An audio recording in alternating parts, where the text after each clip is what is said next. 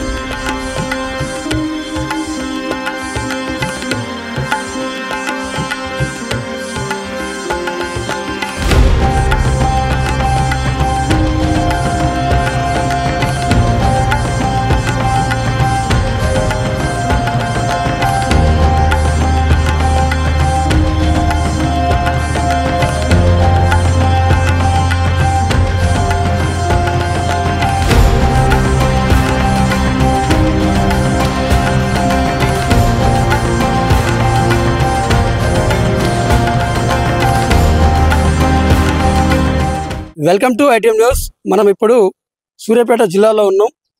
కాకతీయుల కాలం నాటి ప్రాచీన ఆలయం, ప్రధాన ఆలయం పిల్లలమరి గ్రామంలో శివాలయాలతో పాటు 4 ఆలయాలు ఉన్నాయి. వీటికి ఎనలేని చరిత్ర ఉంది.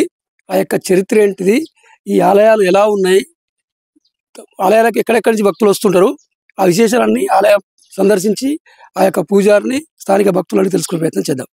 ఈ యొక్క పిల్లలమరి శివాలయాలకు సంబంధించినటువంటి ప్రధాన అర్చకులు సంతోష్ శర్మ గారు మనతో పాటు ఉన్నారు. వంశపారంపర్యంగా వారే ఈ ఆలయాలకి ధర్మ పూజారులుగా కొనసాగుతున్నారు. వారిని అడిగి ఈ యొక్క ఆలయాల ప్రత్యేకత ఏంటో తెలుసుకుందాం. వాగర్ధ వివ సంపృక్తౌ వాగర్ధ ప్రతిపత్తయే జగతః పితరౌ వందే పార్వతీ పరమేశ్వరు. సూర్యాపేట జిల్లా అతి చేరులో ఉన్నటువంటి కాకతీయుల కాలంలో ప్రతిష్ఠింపబడి నేటి వరకు కూడా విశేష పూజలు అందుకుంటున్నటువంటి పిల్లలమరి శివాలయాల్లో ఈ యొక్క చారిత్రాత్మకమైనటువంటి శివాలయాలు కాకతీయుల కాలంలో గణపతిరాజు యొక్క సామంతరాజులైనటువంటి రేచర్ల నామిరెడ్డి, బేతిరెడ్డి వాళ్ళ ఇక్కడ లక్షల ఎకరాలలో రాజ్యాన్ని స్థాపించడం జరిగింది. ఆ సమయంలో ఒక భాగంగా ఈ యొక్క ఆలయాల్ని ప్రతిష్ఠించారు. ఇక్కడ మొత్తము కూడా మనకి 4 ఆలయాలు ఉంటాయి. ఒకటి వచ్చేసి శ్రీ ఎరకేశ్వర స్వామి ఆలయము, దానికి బ్రహ్మసూత్రం ఉంటుంది. తర్వాత రెండో ఆలయం వచ్చేసి శ్రీ పార్వతీ మహాదేవ నామేశ్వర ఆలయం, ఈ యొక్క శివలింగానికి కూడా బ్రహ్మసూత్రం ఉంటుంది. తర్వాత 3వ ఆలయం శ్రీ త్రికూటేశ్వర ఆలయం, తర్వాత బ్రహ్మ సరస్వతి ఆలయం. ఈ ఆలయాలన్నీ కూడా కాకతీయులు ఇక్కడ ప్రతిష్ఠించారు.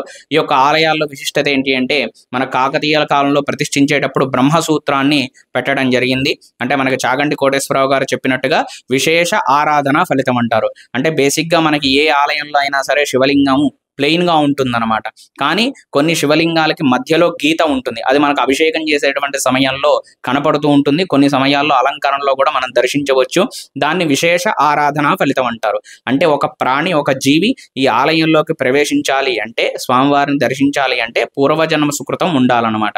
అంటే వాళ్ళ పూర్వజన్మ సుకృతం ఉంటేనే ఆ గీత ఉన్నటువంటి శివలింగాన్ని దర్శించేటటువంటి యోగ్యత కలుగుతుంది. అయితే ఈ యొక్క బ్రహ్మసూత్రం ఉన్నటువంటి ఆలయంలో ఒక భక్తుడు మనస్ఫూర్తిగా ఒకసారి అభిషేకం కానీ, లేదా దాన ధర్మాలు కానీ, పూజలు కానీ, వ్రతాలు కానీ ఏదైనా సరే ధర్మబద్ధంగా, అది కూడా మనస్ఫూర్తిగా ఈ యొక్క ఆలయంలో ఒక్కసారి చేస్తే ఇంటూ కోటి, అంటే 1,000,000 సార్లు కనుక మీరు ఆ కార్యక్రమాన్ని చేస్తే మీకు ఎంత పుణ్య ఫలితం వస్తుందో, ఈ యొక్క పిల్లలమరి శివాలయంలో మీరు ఒక్కసారి చేస్తే 1,000,000 సార్లు చేసినంత ఫలితం మనకి ఇక్కడ లభిస్తుంది. ప్రతి సంవత్సరంలో మనకి శివరాత్రికి ఒక రోజు ముందు నుండి 5 రోజులు ఇక్కడ చాలా పెద్దగా జాతర చేయడం జరుగుతుంది. దానికి లక్షలాది మంది వివిధ ప్రాంతాల నుండి ఇక్కడికి వచ్చి స్వామివారిని దర్శించడం జరుగుతుంది. అంతేకాకుండా మన కార్తీక మాసంలో 1 నెల రోజుల పాటు వైభవపేతంగా స్వామివారికి రుద్రాభిషేకాలు, విశేష అలంకరణలు నిర్వహిస్తాము. అందులో భాగంగా చివరి రోజు అంటే మాస శివరాత్రి రోజున కళ్యాణ మహోత్సవం, అన్నదాన కార్యక్రమం కూడా నిర్వహిస్తాము. ఈ యొక్క ఆలయంలో మరొక విశిష్టత ఏంటి అంటే, మీకు ప్రపంచవ్యాప్తంగా సరస్వతి అమ్మవారు ఆలయాలు అనేకంగా ఉంటాయి. కానీ పిల్లలమరి శివాలయంలో ఏంటంటే మనకు బ్రహ్మ సరస్వతి, అంటే బ్రహ్మదేవుడు కూడా ఇక్కడ ఒకటే శిల మీద చెక్కి బ్రహ్మ సరస్వతిని చెక్కి ఉండడం చాలా విశేషమైంది. ప్రతి మూలా నక్షత్రం రోజున అమ్మవారికి అభిషేకం నిర్వహిస్తాము. మహిళా భక్తులచే కుంకుమార్చన కూడా జరుగుతుంది. అక్షరాభ్యాసాలు మొదలు కార్యక్రమాలన్నీ కూడా నిర్వహిస్తాము. అందులో భాగంగా మనకి ప్రపంచంలో మనకి ఏ విధంగా అయితే అరుణాచల క్షేత్రము మరియు శ్రీశైల క్షేత్రంలో ప్రతి అమావాస్య ముందు వచ్చేటువంటి త్రయోదశి సాయంత్రం పూట నందికి అభిషేకం చేస్తారు. అది చాలా విశేషమైంది. అందులో భాగంగానే మన పిల్లలమరి శివాలయంలో కూడా ప్రతి అమావాస్య ముందు వచ్చేటువంటి త్రయోదశి రోజు సాయంత్రం ప్రదోష సమయంలో నందికి భక్తుల యొక్క స్వహస్తాలతో ఇక్కడ చేయిస్తాం. అంటే బేసిక్గా అక్కడ పుణ్యక్షేత్రం క్షేత్రాలలో కేవలం అర్చకులు మాత్రమే చేస్తారు. కానీ ఇక్కడ ఉన్నటువంటి మన పిల్లలమర్రి క్షేత్రంలో భక్తుల యొక్క స్వహస్తాలతో నందికి అభిషేకం నిర్వహించడం జరుగుతుంది. తర్వాత సంతానానికి సంబంధించి, వివాహానికి సంబంధించి ఇక్కడ కాకతీయుల కాలం నాటి పుట్ట ఒకటి ఉంది. అక్కడ నాగేంద్ర స్వామిని ప్రతిష్ఠించడం జరిగింది. మానసాదేవి అమ్మవారు అంటారు. ఆ అమ్మవారికి కూడా విశేషంగా ప్రతి మంగళవారం పూట భక్తుల యొక్క స్వహస్తాలతో నాగదేవతకి అభిషేకము, మరియు ఎవరైనా మొక్కుబళ్ళు ఉన్నవాళ్ళు ఒకరోజు రాత్రి వచ్చి ఇక్కడ నిద్ర చేసి తెల్లారి ముడుపు కట్టడం వంటి కార్యక్రమాలు ఎన్నో యొక్క ఆలయంలో నిర్వహించడం జరుగుతుంది. ఒక మనిషి వచ్చి ఈ ఆలయాన్ని సందర్శించాలంటే ఒక్కరోజు కూడా సరిపోదు. అంత విశేషమైన శిల్పకళతో ఈ యొక్క ఆలయాన్ని చెక్కడం జరిగింది. ఇక్కడ ఉన్నటువంటి ఆలయాల్లో త్రికూటేశ్వర ఆలయం చాలా విశేషమైంది. అక్కడ ఏంటంటే మనకి ఒకటే నంది. బేసిక్గా ఎక్కడైనా నంది ఉన్నప్పుడు స్వామివారి వైపు అంటే శివలింగం వైపు ఆ మొహం చూస్తూ ఉంటుంది స్వామివారి యొక్క, నందీశ్వరుడి యొక్క ముఖం. కానీ మనకి ఇక్కడ ఉన్నటువంటి త్రికూటేశ్వర స్వామి ఆలయంలో మనకు విశేషంగా 3 శివలింగాలు ఉంటాయి అన్నట్టు. 3 వైపులు 3 లింగాలు ఉంటాయి. నంది మొహం చాలా క్రాస్గా ఉంటుంది. ఎందుకు అంటే ఒక కన్నుతోని 2 శివలింగాల్ని నందీశ్వరుడు చూస్తాడు, రెండో కన్నుతోని 3వ శివలింగాన్ని చూస్తాడు. దాన్ని త్రికూటేశ్వర ఆలయం అంటారు. తర్వాత అందులో భాగంగా ఎక్కడైనా సరే మన కాశీ నుండి శ్రీశైలం వరకు ఎక్కడైనా శివలింగం ఇలా ఉన్నప్పుడు ప్రాణమట్టం అనేది మనకు ఉత్తరం వైపు ఉంటుంది. అంటే ఉత్తర చండీశ్వరాయ నమః అని చెప్పారు. కానీ మనకు త్రికూటాలయంలో మాత్రం 2 లింగాలకి తూర్పు వైపుగా ఉంటుంది. అంటే మనం స్వామివారి మీద ఏ ద్రవ్యంతో అభిషేకం చేసినా సరే అది మనకు తూర్పు వైపుగా ప్రవహించడం జరుగుతుంది. తర్వాత ఎరకేశ్వర స్వామి ఆలయం మనకి రామప్ప దేవాలయం అయితే ఏ మాదిరిగా అయితే మనకి కట్టడం జరిగిందో అదే విధంగా దానికి ఏమాత్రం తీయకుండా అంత వైభవపేతంగా మనకి ఎరకేశ్వర ఆలయాన్ని నిర్మించారు. తర్వాత మహాదేవ నామేశ్వర ఆలయంలో మనకి బ్రహ్మసూత్రం ఉంటుంది. నామేశ్వర ఆలయంలో మాత్రమే అర్చకులు మాత్రమే లోన గర్భాలయంలో అభిషేకం చేస్తారు. ఎరకేశ్వర ఆలయంలో భక్తులందరూ కూడా పంచటవలు అంటే సాంప్రదాయమైన దుస్తుల్లో వచ్చిన వాళ్ళు ఎరకేశ్వర స్వామి ఆలయంలో గర్భగుడిలోకి వెళ్ళి అభిషేకం చేసుకునేటువంటి సౌకర్యం కూడా ఉంది. పిల్లలమర్రి దేవాలయాల్లో శివాలయాలు ప్రత్యేకించినవి. హైదరాబాద్ నుంచి విజయవాడ వెళ్ళేవారు, విజయవాడ నుంచి హైదరాబాద్ వెళ్ళేవారు మధ్యలో ఇలా వచ్చి ఇక్కడ శివాలయాలు చక్కగా దర్శనం చేసుకుని వెళ్ళారు. ఇక్కడ 2 శివాలయాలు ఉన్నాయి.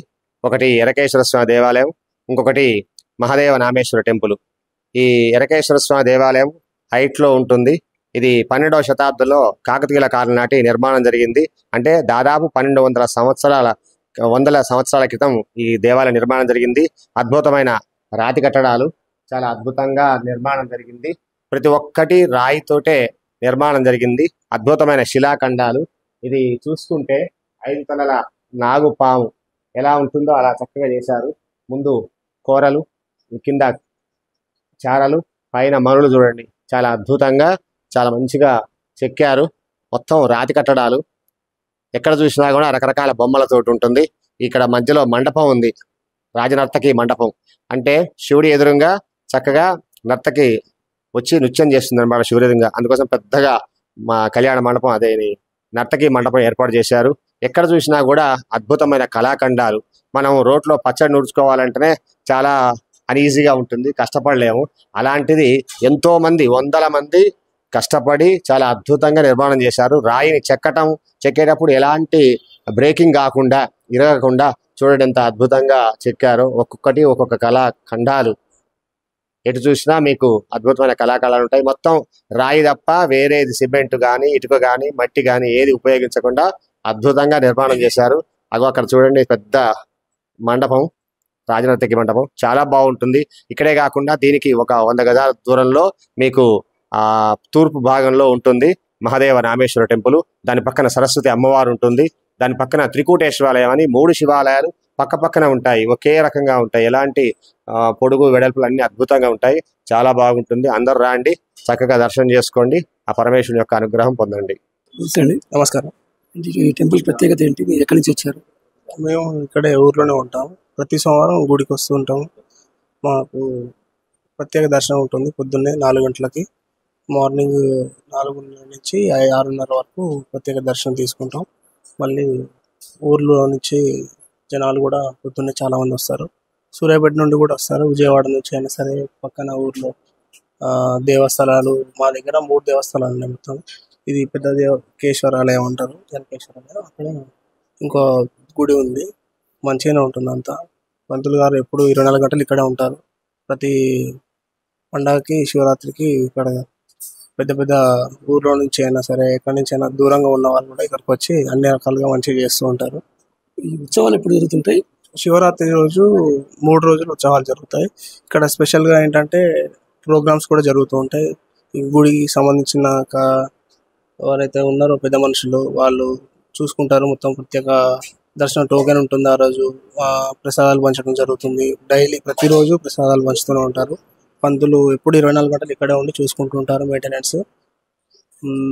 నార్మల్గా ఉంటేనేమో ఇక్కడ ప్రజలు ఎక్కువ ఎక్స్పెక్టేషన్స్ ఎలా ఉంటాయంటే నార్మల్గా శివరాత్రికి ఎలా ఉంటుంది ఇక్కడ మన దగ్గర హుజూర్నగర్ దగ్గర జరుగుతుంది అంట, మేలచెరువు దగ్గర. అది ఇక్కడ సేమ్ అలాగనే ఉంటుంది. అక్కడ ఏంటంటే ప్రోగ్రామ్స్ ఎక్కువ జరుగుతాయి. మన దగ్గర కూడా ప్రోగ్రామ్స్ పెడుతూ ఉంటాం. గేమ్స్ పెడతారు, లేడీస్కి ముగ్గుల పోటీలు పెడతారు.